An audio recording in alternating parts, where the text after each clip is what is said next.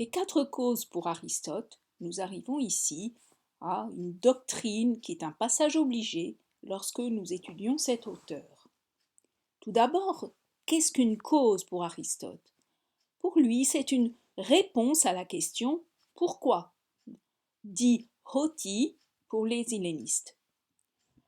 Or, Aristote estime qu'il y a quatre façons de répondre à cette question « pourquoi ?»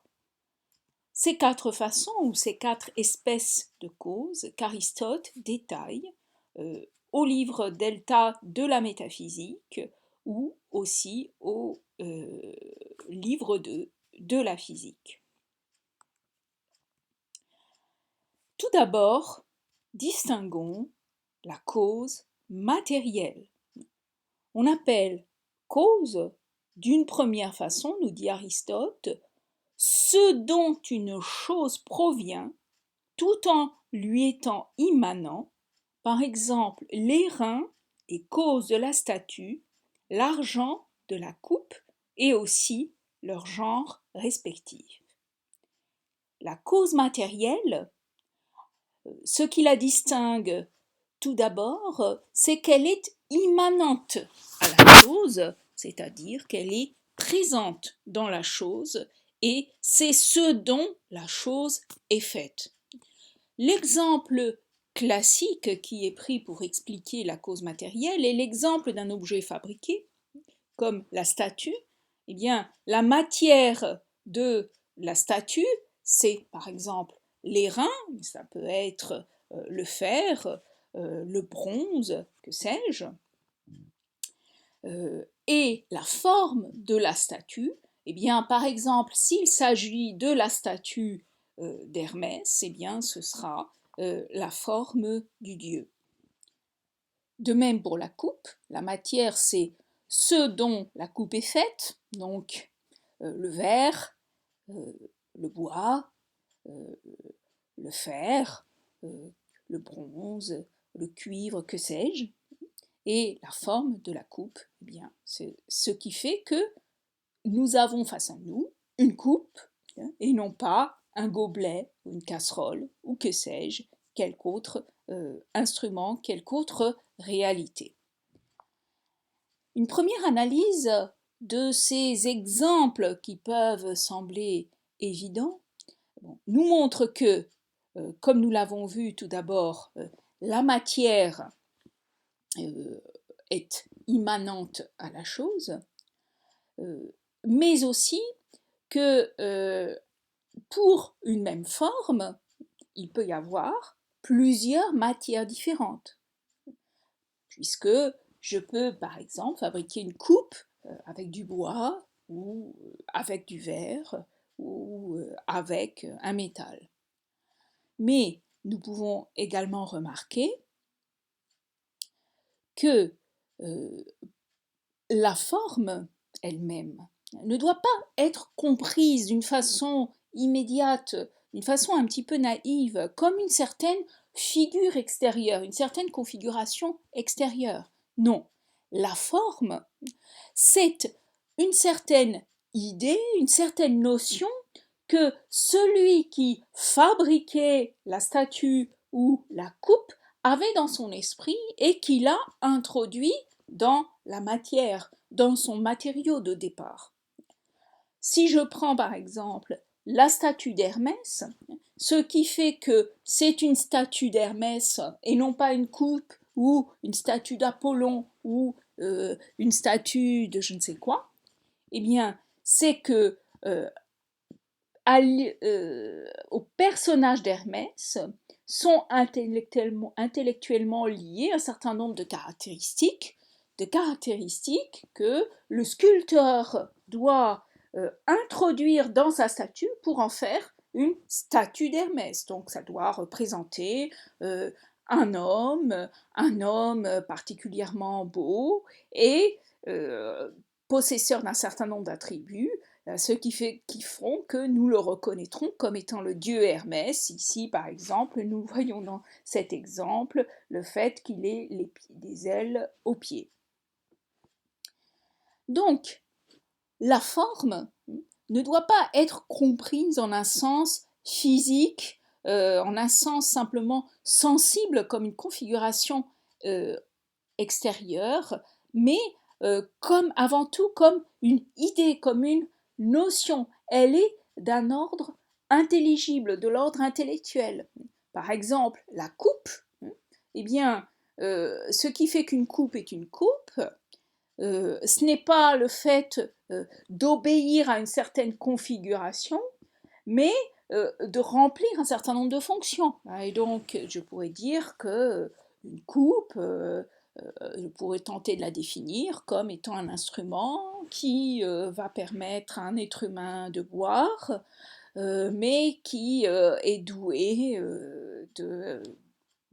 enfin, d'un pied qui permet de la tenir d'une certaine façon. Donc, bon, nous pourrions élaborer la définition de la coupe qui permet de distinguer la coupe du gobelet. Et donc, ce qui va faire que une certaine matière devient une coupe, ce n'est pas le fait qu'elle obéisse à tel dessin précis, parce qu'il y a beaucoup, une infinité de coupes différentes que nous pouvons fabriquer, ayant chacune des formes tout à fait différentes. Mais ce qui va faire qu'une coupe est une coupe, c'est le fait qu'elle obéisse, elle vérifie la définition de ce qu'est la coupe. Et cette définition de ce qu'est une coupe, c'est celle qu'avait dans son esprit l'individu qui a fabriqué la coupe. Pour être plus précis, nous pouvons élargir en disant que pour Aristote, toutes les substances sensibles, c'est-à-dire toutes les réalités qui nous entourent, sont constituées de l'union d'une forme à une matière. Et non pas donc simplement, bien évidemment, les exemples qu'il a pris, c'est-à-dire les exemples les plus faciles à comprendre, les exemples des artefacts, des réalités fabriquées, mais toutes les substances sensibles, c'est-à-dire même les substances sensibles que nous trouvons dans la nature, les substances naturelles, eh bien celles-ci, elles aussi, sont constituées de l'union d'une forme à une matière. Donc, comme nous le verrons, c'est aussi bien vrai de la pierre, de la plante, de l'animal, mais également de l'homme. Alors ici, j'ai précisé la matière qu'il faut considérer lorsque nous considérons une substance sensible, c'est la matière prochaine. Prenons en effet l'exemple de la coupe qui est par exemple constituée de métal. Donc c'est une forme, la forme de la coupe, la définition de la coupe, qui a été introduite dans une matière, supposons qu'il s'agisse de cuivre.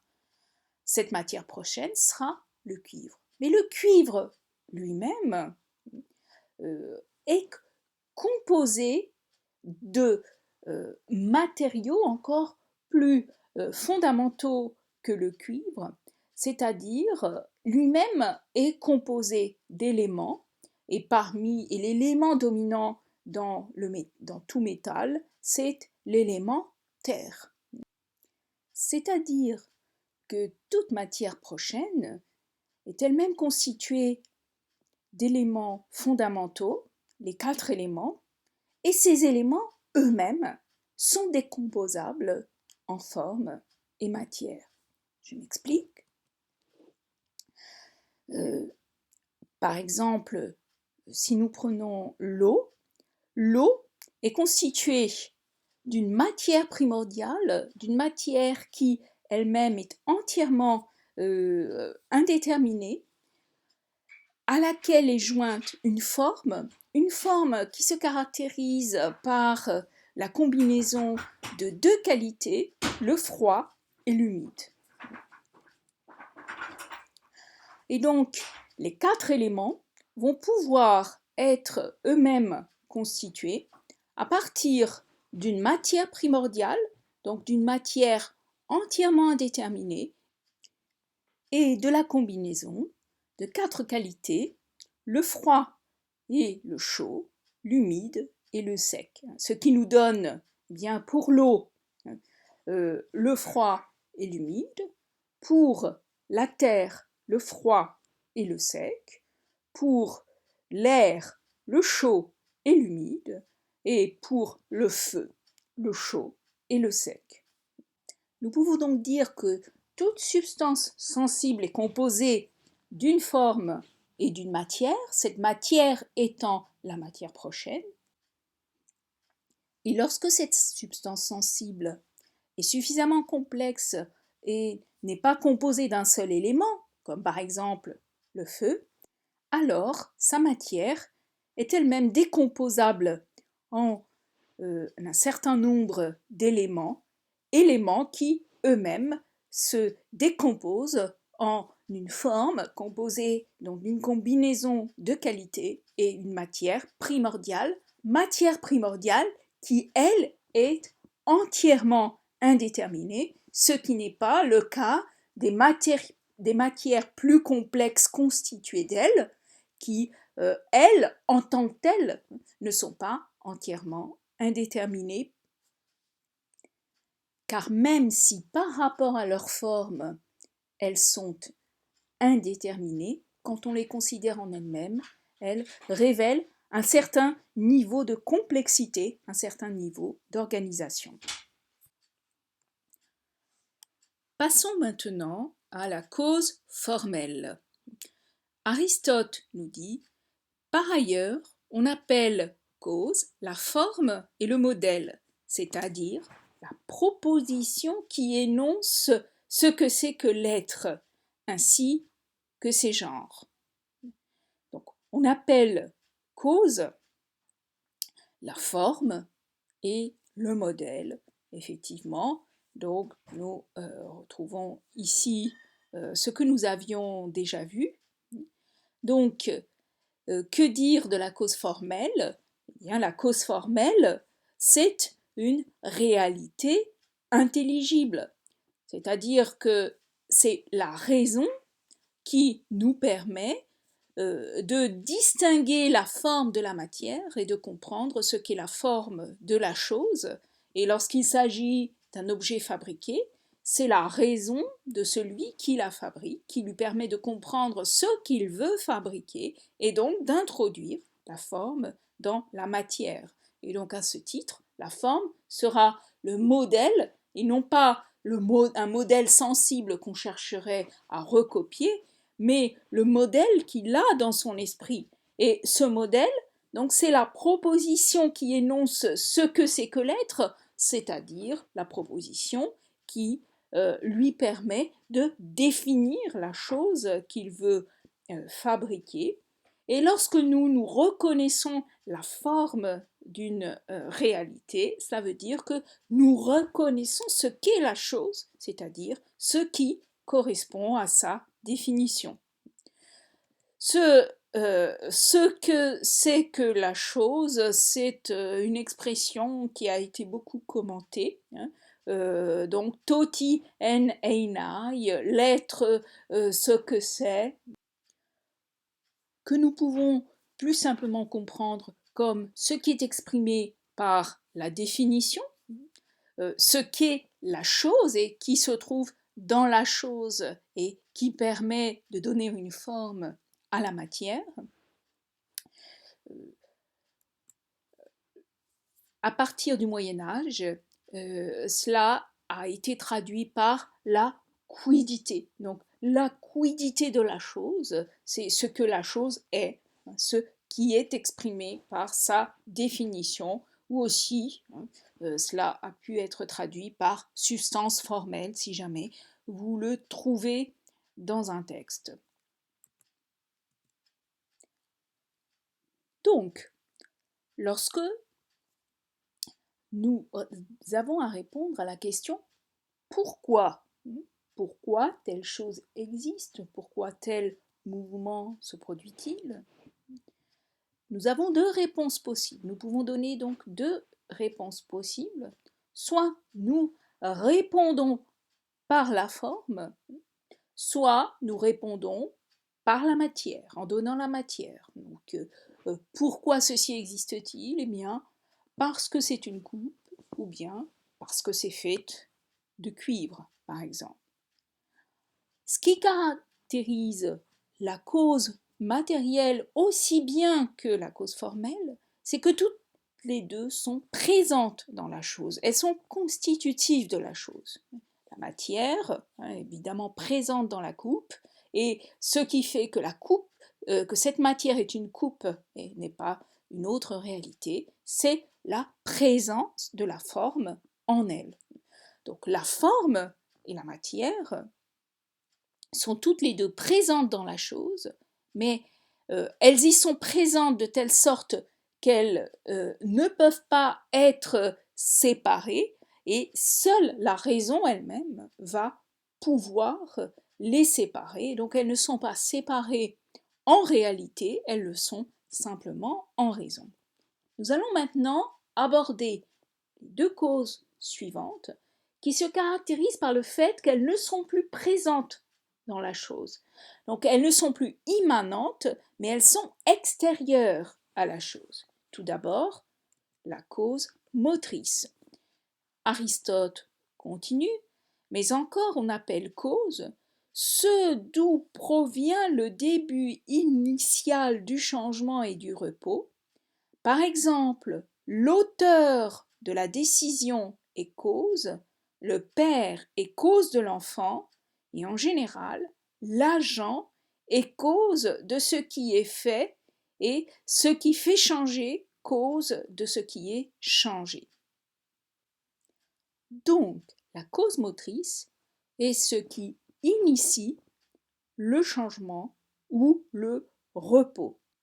Par exemple, si nous reprenons l'exemple de la statue, la matière donc, est ici la pierre, la forme est ici donc un pharaon ou un dieu, et la cause motrice, c'est le sculpteur, puisque c'est lui qui est à l'origine du changement qui a permis la génération, l'engendrement de la statue. Les autres exemples qui sont donnés par Aristote, donc c'est le père qui est cause de l'enfant. Pourquoi? Parce que c'est le père qui est à l'origine de la naissance, selon cette représentation bien connue qui implique que par rapport au mâle, la femelle est passive, et donc à ce moment-là, l'origine du changement est situé du côté du mâle, donc le père va être considéré comme la cause motrice, et aussi parce que c'est le père qui, du point de vue d'Aristote, introduit la forme dans la matière, cette forme qui est comprise dans la semence, alors que, évidemment, du point de vue d'Aristote, la femelle, elle n'apporte que la matière. Et donc, la cause motrice, lorsqu'il s'agit de produire une nouvelle réalité, est celle qui est à l'origine du changement qui aboutit à l'introduction de la forme dans la matière. Donc, pour la statue, c'est le sculpteur. Pour l'enfant ou pour n'importe quelle progéniture, c'est le père. Et plus généralement, donc l'agent, nous dit Aristote, est cause de ce qui est fait. Donc la cause motrice, c'est la cause qui est à l'origine du mouvement, et donc la cause motrice, c'est nécessairement une cause qui est du côté de l'action et non pas de la passivité. De sorte que la cause motrice est ce qui fait passer la forme qui était simplement puissance dans la matière à l'actualité, ou qui introduit la forme dans la matière, mais merde, non. De sorte que La cause motrice est celle qui se situe du côté de l'activité, puisque c'est celle qui est à l'origine du mouvement et du changement. C'est celle qui est donc à l'origine de l'actualisation de la forme, et donc elle est du côté de l'acte. Elle correspondra plus ou moins à ce qu'ensuite on appellera la cause efficiente, du latin efficere, faire, c'est-à-dire la cause qui est agissante.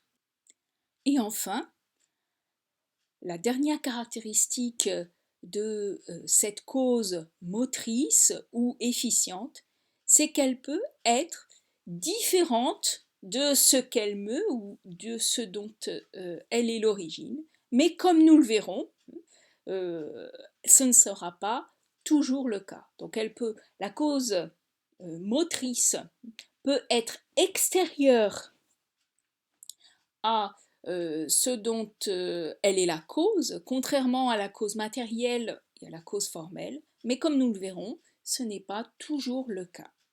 Passons maintenant à la dernière cause, à la cause finale.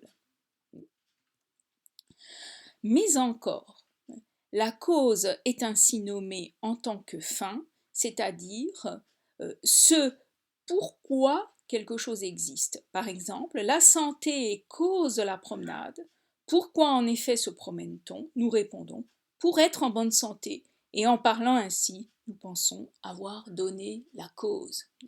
Et donc, la dernière cause, c'est la finalité, la fin qui permet d'expliquer l'existence de la chose. Donc lorsque c'est une chose qui provient d'elle-même d'une décision, par exemple la décision de se promener, eh bien la fin est toute trouvée. Cette fin, c'est eh bien la santé, si l'on se promène pour être en bonne santé. Cependant, pour Aristote, l'existence de causes finales ne se limite pas aux fins qui ont été déjà décidées explicitement par un être humain ou voire par un être vivant, mais il va trouver une explication par la cause finale dans l'ensemble des réalités naturelles, car, comme nous allons le voir, dans les réalités naturelles, la forme s'identifie à la fin. Et ce qui va caractériser la science moderne, lorsqu'elle va se dégager de l'influence aristotélicienne qui est devenue de plus en plus prépondérante au Moyen Âge, c'est le refus de l'explication par la cause finale. Puisqu'en effet, pour Aristote, une cause, c'est une réponse possible à la question pourquoi. Nous pouvons donc répondre soit en donnant la matière, soit en donnant la forme, soit en donnant la cause motrice, soit en donnant la cause finale. Mais pour la science moderne, la cause finale n'a pas de valeur explicative. C'est-à-dire que dire pourquoi une chose existe ne permet pas en soi d'expliquer réellement l'existence de cette chose. En effet, du point de vue de la science moderne, la finalité se situe au terme du phénomène. Prenons l'exemple. Pourquoi les girafes ont-elles un long cou? Je pourrais l'expliquer, je pourrais tenter de l'expliquer par la cause finale pour attraper les branches, pour attraper les feuilles qui se situent en hauteur dans les branches des arbres. Et donc effectivement, le cou des girafes est de telle sorte qu'il leur permet d'attraper les feuilles qui se situent en hauteur. Cette finalité, pour Aristote, serait un élément explicatif suffisant, un élément scientifique suffisant. Mais dans la perspective moderne, ça ne peut plus être le cas. Pourquoi? Parce que la cause, pour être véritablement cause, doit être présente avant l'apparition du phénomène lui-même.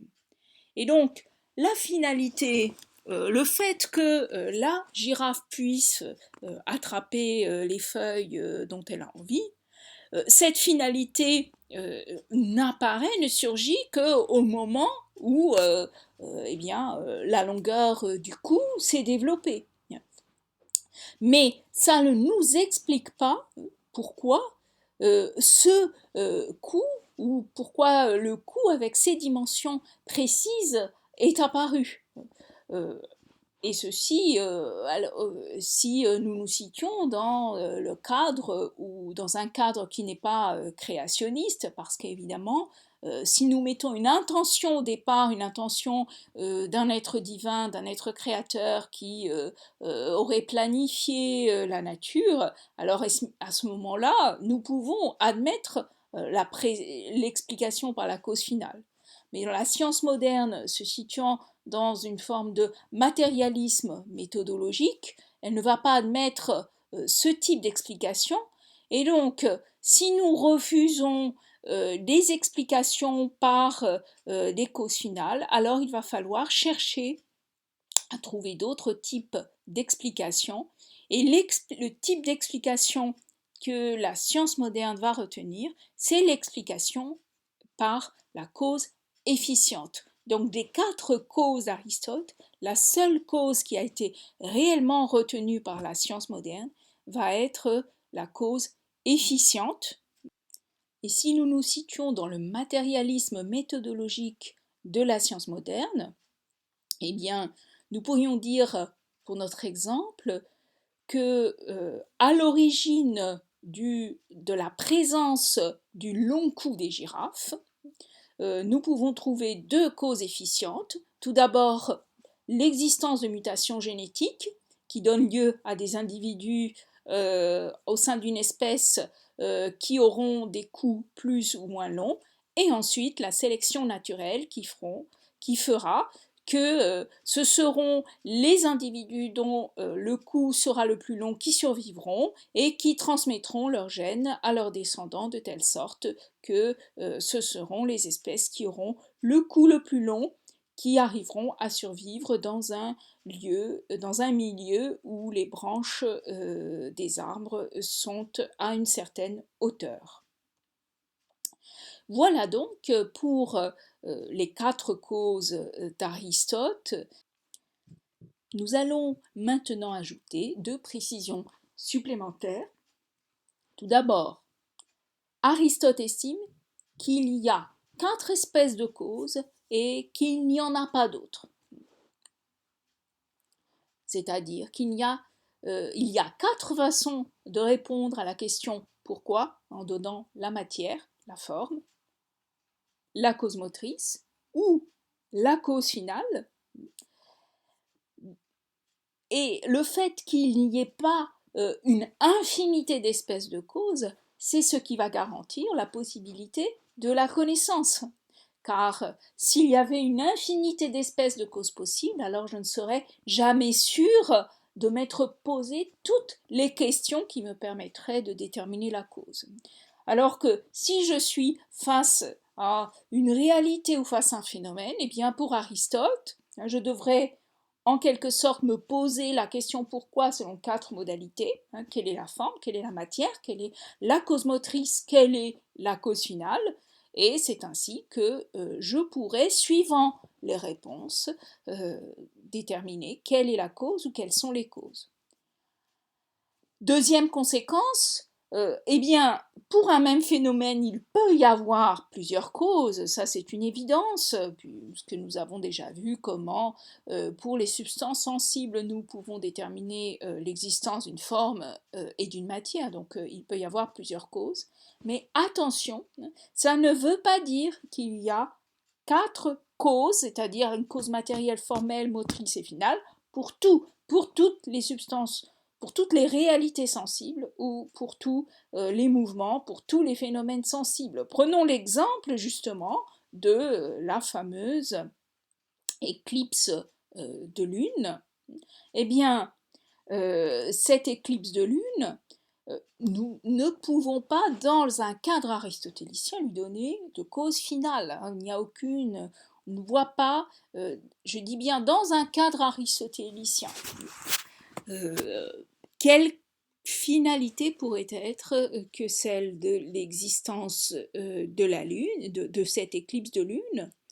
Nous pouvons, je ne vois pas non, enfin nous pouvons peut-être lui trouver une cause matérielle. Nous pourrions dire que la matière de l'éclipse de Lune, c'est bien la Lune, donc peut-être que nous pouvons lui trouver une cause matérielle, mais je ne vois guère pour ma part comment nous pourrions lui trouver une cause formelle. Par contre, nous pouvons tout à fait lui trouver une cause efficiente, cette cause efficiente étant le mouvement de, alors que je ne me trompe pas, puisque nous sommes dans un système et donc géocentrique et non pas héliocentrique, donc la cause efficiente de l'éclipse de lune, eh bien, nous pouvons dire que c'est le mouvement de la lune qui va se mettre dans l'ombre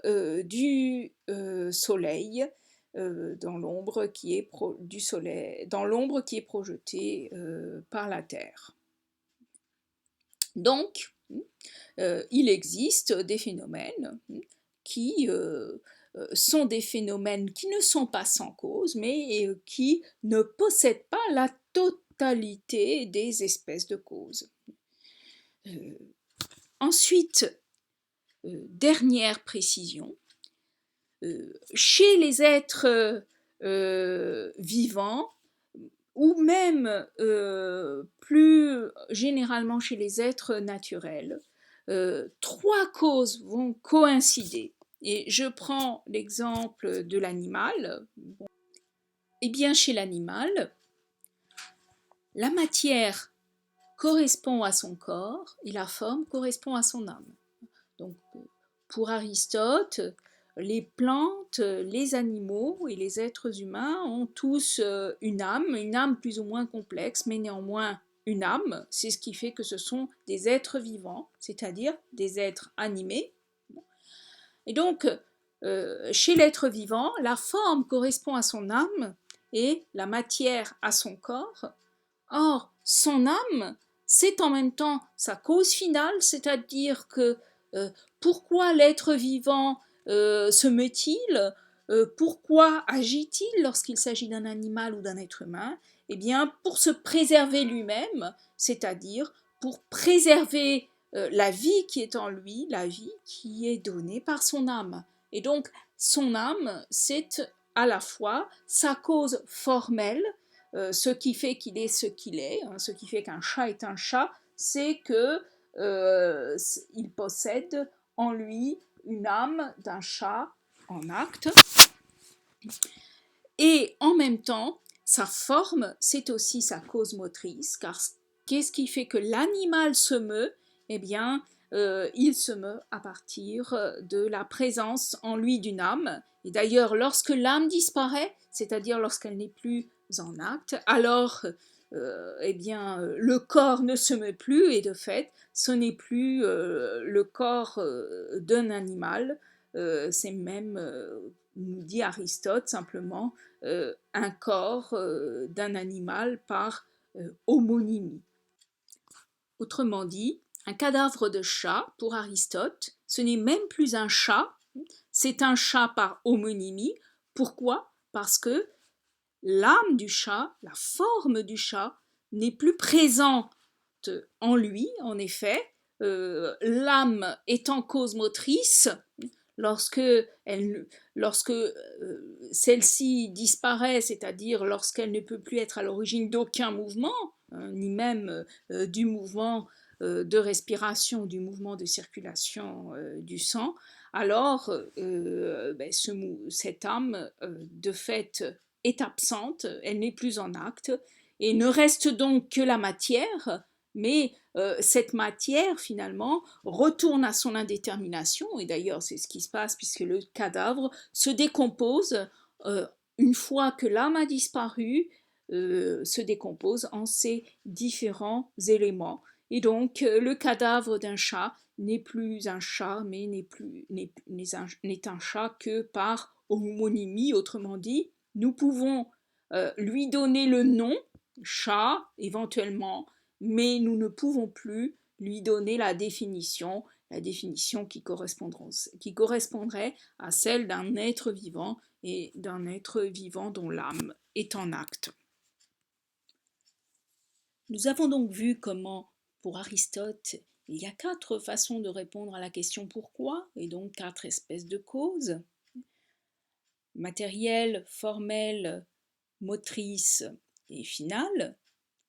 Comment les 4 espèces de causes n'existent pas chez tous les êtres ou dans tous les mouvements, dans tous les phénomènes.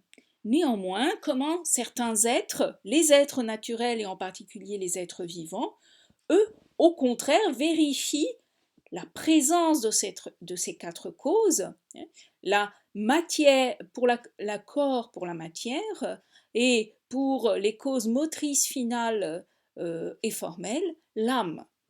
Et donc, chez les êtres naturels, et en particulier les êtres vivants, nous avons une garantie de la présence des 4 causes, ce qui nous donne un monde naturel où existe non seulement la cause matérielle, cette cause matérielle qui repose en dernier lieu sur les 4 éléments, mais où existe aussi la cause formelle, la cause motrice, mais aussi surtout la cause finale, ce qui donne un monde naturel gouverné par une cause de type final, c'est-à-dire que nous savons, la plupart des phénomènes naturels sont tels qu'ils obéissent à la réalisation d'une fin. Mais à la réalisation d'une fin qui, pour Aristote, n'émane pas d'une divinité supérieure qui aurait pris la décision de créer un monde dans lequel ces fins seraient satisfaites, mais une fin qui est donnée par la forme des réalités naturelles, forme qui se trouve dans ces réalités naturelles et qui lui permet de se réaliser elle-même et donc de déterminer les fins. Nous avons donc un monde naturel ordonné, organisé par la cause formelle qui est en même temps une cause finale, donc un monde naturel pourvu de fin, donc ce que nous pourrions dire un monde naturel pourvu de sens. C'est ce qui distingue foncièrement la nature telle qu'Aristote la conçoit de la nature telle que les sciences expérimentales modernes l'abordent, qui est une nature dans laquelle on ne considère plus la présence de la finalité, sinon de façon accessoire, mais où l'on recherche les causes à partir. Connaître, c'est donc connaître la cause, ou plus particulièrement les causes, mais contrairement à ce qui se passe dans la science moderne, dans la conception moderne de la science, les causes qu'il s'agit de connaître, ce ne sont pas simplement les causes matérielles ou motrices ou efficientes, mais également, pour Aristote, la cause formelle et donc essentiellement la cause finale.